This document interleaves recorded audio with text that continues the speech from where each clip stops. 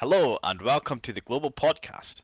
My name is Gwinzer and we are here today to talk a little bit about what's going on in the world of global conflicts, which is a Battlefield community playing on PC every week. You can go ahead and visit us at global-conflict to know more. With me today we have Hitman. Hey guys. Robert Willis. Evening all. And Matsif. Hello. And we're going to touch on a couple of things today. We've got the pleasure of announcing today's generals, this campaign's generals. We're also going to have a little discussion about what we're hoping to see next campaign, and we're going to talk about the Red Orchestra 2 event. So getting off with the big news, the generals were finally decided today, about 6 hours before the recording of the podcast. And our generals are going to be our very own Hitman here with us, and also Fields, the general of the old Kittens army. Say hello, Hitman. Hello, again. So General, are you excited to be General? Yeah, well, it's not my first time, but yeah, it's always exciting. I always prefer the beginning phases, the preparation, and then the first, 2 weeks, and then later it just becomes a bit monotonous, but we're gonna do our best to keep it exciting at all times. I'm sure with Fields around, that won't be a problem. That's super. I know it's quite early to decide, given that the general. No, you were just approved by the Senate earlier on. But how are you looking to run this campaign? What's the kind of ethos? Is it going to be a really competitive, or is it going to be a kind of light and fun, or some mixture in between, or what are you looking at for now? Not really sure yet. We're still looking at the whole campaign system, and we're looking at primarily O1's Fred, in which the community has been discussing the campaign system pretty extensively, so definitely gonna be using that, but there are still some decisions to be made. But I'm thinking that this campaign, Fields and I are gonna be trying to recreate a campaign from the glory days. That's super. Really, really, really looking forward to it. It's about time we got C2 kicked off, ready to go. Just for anyone who's wondering, high commands have not been selected yet or contacted. Neither have TAs been decided. It's still very early on. As I say, the generals were just selected a couple of hours before the podcast starts. So we don't have any more news. It'll be on the forums as soon as we know. So now we know about what we're looking for C2. Let's talk about what we did today. So today, guys, we played Red Orchestra 2. When I played it was the Japanese expansion. Now, what did we feel about that? Well, for me, being the first time I've really played the game, I actually had quite a lot of fun. Normally I play a game, and the first few hours I play, I'm pretty terrible. But I was constantly in top 5 of the scoreboard, good times. And it's good to finally get back to a World War II shooter that has some semblance of team play in it. They've been away for quite a while, and this one kind of gets a lot of good things going for it. Also, watching people die via flamethrower is kind of hysterical. Oh yeah, I have to say, I first played Red Orchestra 2 when it came out, and it was just the Stalingrad maps. And it was phenomenal at the time. There was a lot of issues regarding weapons that you could have. There wasn't any progression because their rank servers were constantly down. But the game was good. The maps were fantastic. The game mode was great. And today, playing the new DLC, the Japanese expansion, was really, really fun. The gunplay is really good in that game. You feel like you're holding one of your bolt action rifles from the era. And then, as you say, the flamethrower, just watching everything melt, it's beautiful. And there's a real physics to the flames as well. Like, have you ever played the Vietnam expansion for BC2? You did get the flamethrower in that, but it wasn't really useful for clearing any trenches or whatever. Like, it didn't follow the walls. Whereas the flamethrower in Red Orchestra, you hit a building, the building is on fire. Brilliant. I did notice, though, just with the flamethrower, with the M1 Garand, it did have a heavy US as OP feeling to it. I mean, with bolt actions being a one-hit kill, it does kind of even the playing field, but when you got people running around with an M1 Garand, which is still, I think, a one-hit kill unless you hit somebody in the knee or something, and then flamethrowers, and I was playing with the Thompson a lot today and had a good time with that. And it just it kind of felt that I always had the upper hand playing as allies the whole time. Yeah, I do think that as we were playing allies, we certainly had the technological advantage. But from what I recall of the game trailers and kind of design briefs of the game that they released, they balanced that by the Japanese having, I think it's a bonsai ability where they charge, immediately suppress the enemy, and I think they get like a kind of ruggedness bonus while they're stuck in melee or whatever, and that seemed to do quite well during their beta testing for balancing that out. We never played, well, at least I never played as the Axis today, so I'm not too sure how that was for them. Well, this would also be a great time if we had Fields actually showing up to explain it, because I know Fields was pretty big into Red Orchestra too. I know he did a lot of casting and stuff for that before, so he knows more about it probably than everybody in the channel.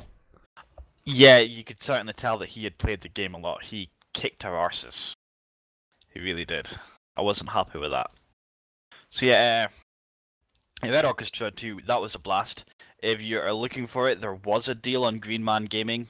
You could pick up the game and the Japanese expansion for, I think, $5 or something. I'm not too sure if that'll be. Has it ended? I think it ended today. Yeah. Also, big shout out to Wildcard, who gave out a few codes to some people today. Thank you for your patronage. Yeah, it was really appreciated, Wildcard. I got some keys off of you, and that being able to suddenly play all the extra classes was much nicer than just playing as a rifleman. Which Red Orchestra 2, guys, that's on Steam. It's a pretty reasonable price on Steam. With it, you get access to the standard Red Orchestra multiplayer, which is the Germans versus the Russians. You can play the Japanese expansion. Rising Storm is what it's called. You can play Rising Storm, but you're limited to playing as a rifleman. You can't play the flamethrower class or the officer class for the Axis who's got a katana. You're stuck to what you've got, unfortunately. But yeah, give it a look. It was really fun. It's certainly worth the price. For next week's events, depending what's happening with the campaign, I'm currently looking at Renegade X. There's been a post in the forums about Renegade X, which is a first-person shooter based on the Command & Conquer Renegade game, which is obviously, that's a shooter based in the Command & Conquer universe, the Tiberian Sun saga. It is being redone on the UT3 engine, and it is phenomenal. I've been lucky enough to be in their closed beta for it, and it is very good. Well, at least I'm looking at running an event next week, maybe a couple. We should have a server up, so keep your eyes out for that. Keep your eyes in the forum. So back to Battlefield 4. Since the last podcast, the Second Assault DLC has came out. How do you guys feel about Second Assault? For those of you who played it, I haven't played Gulf of Oman yet, which apparently has some big sandstormy thing going on. Oh, I have. But Gulf of Oman, I'm kind of ticked out on just because I've been playing it since the Battlefield 2 demo, and it just hasn't really changed other than now there's a lot more high buildings that you can put SOFLAMs on and just screwing up more vehicle play. So you're saying that when that map comes on, you just go, oh man, not this map again. Exactly. You see, I've come with the BF2 era of BC. Hitman's been a little bit here longer, but Hitman, but I don't know. Gulf of Oman actually makes a little more sense to me now. Attack boats actually attacking the flags at the front makes more sense from the carrier than it does just a simple rib boat going towards it. Yeah, and there's not conquest assault, so you actually don't have the flags. Everyone's got to rush to the flags. It makes it a little bit different. So they have changed the flags so that you don't just have everybody. So I guess like US only starts on the carrier now, or what? Yeah, US only starts on the carrier, so the RU starts in the base. Oh, okay. Actually, it's actually a lot different to what I played. I played it today with Hitman Sanity and Godlove. Sandstorms, they have impacted some people's FPSs, but I'm not going to lie. No offense, it's a pretty brand new technology. You should have pretty good computers for either now. Which is the way things are going. I mean, if you all know Star Citizen, that's probably going to blow your computers up if you've got something old. But no, it's been really fun. I actually like the second assault. Some people got peeved off that they didn't have strike at Karkand. Well, for all due respect, if we had strike at Karkand, every building would probably have an elevator to get onto the roof of it, and the entire map would just be crazy. Metro, yeah. Metro's Metro. Even with the extra lanes involved in it, it's still just Metro. They did make the Bravo flag zone a little bit bigger, so it's a little bit easier to cap from both sides, but I mean, even with the elevators, there's a couple extra lanes you can go around, there's a little bit more destruction involved, I think. And what you're in the tunnel, you're in the tunnel. It's the same thing as it used to be, and it's still just a boring lane nade spam. So I didn't really think anything much of Metro. Caspian, on the other hand, yeah, Caspian I was pretty impressed with the they redid the border, so it's actually like concrete walls instead of just fences. The new ways to get to the Delta Hilltop, the new autumn color scheme instead of the everything being green. It looks really nice, and I mean there's a little more playability to the map for the Delta flag, but it still feels like old Caspian at the same time, which was probably my favorite BF2 map, or BF3. Yeah, I have to agree with you. I think they've done Caspian really well. I think they focus a lot more of their attention on Caspian than they have done the other two. Huge amount more. I did play Firestorm as well. That's just a bit more standard Firestorm, so it's not too bad. A bit more environmental damage to infantry troops, so your tankers are going to love it, killing us again. Oh, you mean when you guys just set flams and lock-ons everywhere and kill all the tanks? Well, the other thing with Firestorm I noticed there's a lot more fire everywhere, and looking directly into the fires at least with my computer, it nerfs the frame rate pretty bad when there's a lot around you. Wait to get to home, man. You're gonna be blasted with sandstorms. Since these just came out, we probably may include these in the new campaign, but we're not so sure yet. We need to see how it goes. Maybe not Metro, because Metro is just Metro. Well, Metro we got rid of in other campaigns for good reason, and I mean, lockers should probably be included in that list of please God never play again in GC. Now you've mentioned that, between Locker and Metro, I've not played Second Assault yet. So between Locker and Metro, what would you say is the most Metro-y? Which is the most shit? Linear. I think you're going to say. Yeah, that works. I think Locker is actually the more non-linear, even though there is only like 3 lanes once you get to Charlie.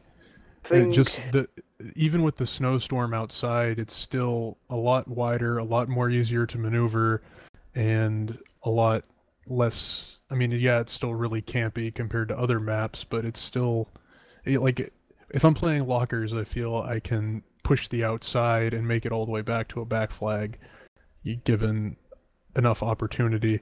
Even with the new lanes and elevators in Metro, I mean, you can cover both of the elevators with one guy with an LMG, so they're basically useless.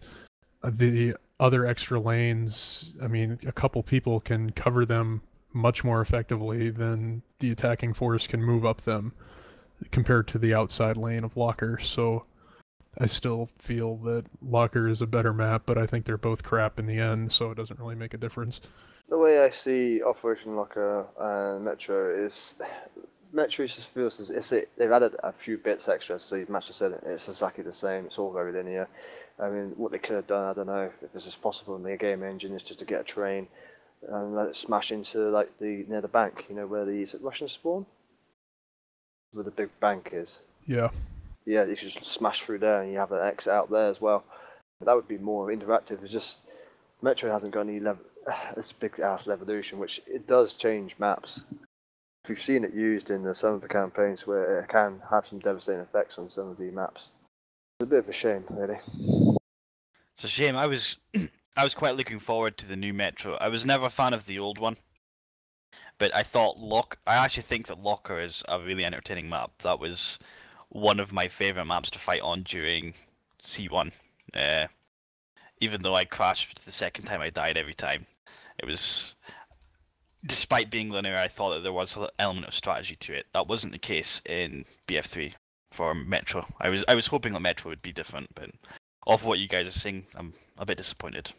Well, I mean, when you play Metro, basically the whole fight devolves into just attacking the Bravo flag. And there's, I think, there's the elevators that now work, and there's like one extra side path to go up on the, if you're facing towards Charlie flag on the right side across from the lockers in Metro. But other than that, I mean, it's still only like 2 extra ways to get up there, which can be covered by the same forces we would have had in there in previous campaigns, just covering the front stairwell and the side stairwell.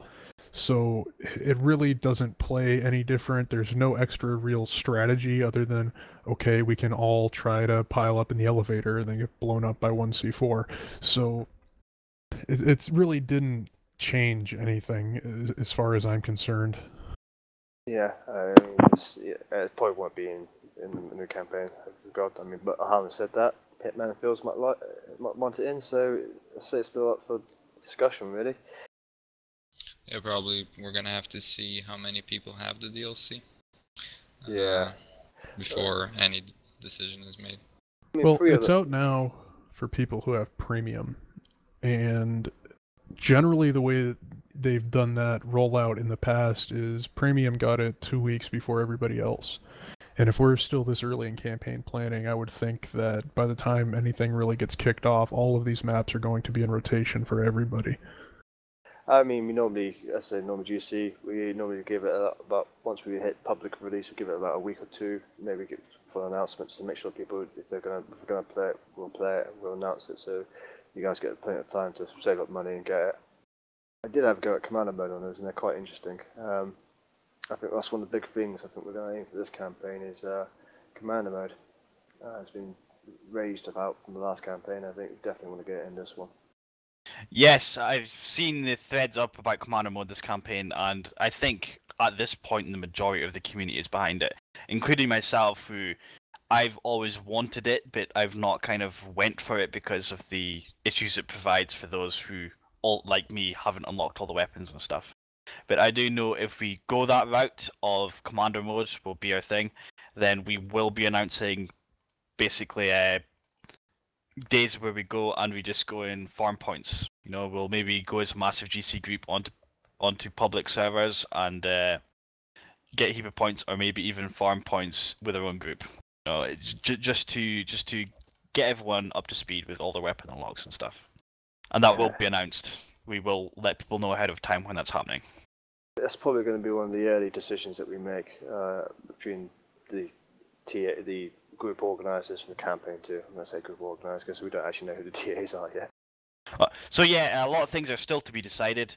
Keep your ears out, your eyes out on the forums. Listen for the podcast. We should have the news as it comes out, or at least on the Saturday after it comes out, or whenever the podcast is released on YouTube. We'll close up now. I've been Gwinzer, thank you for listening. With me today has been Hitman, Rob Willis and Matsif, Mr. Blue in the recording studio. If you are listening to us on YouTube, please rate, comment and subscribe. Get us heaps and heaps of views, make Mr. Blue a YouTube millionaire. Thank you very much for listening and catch us next week.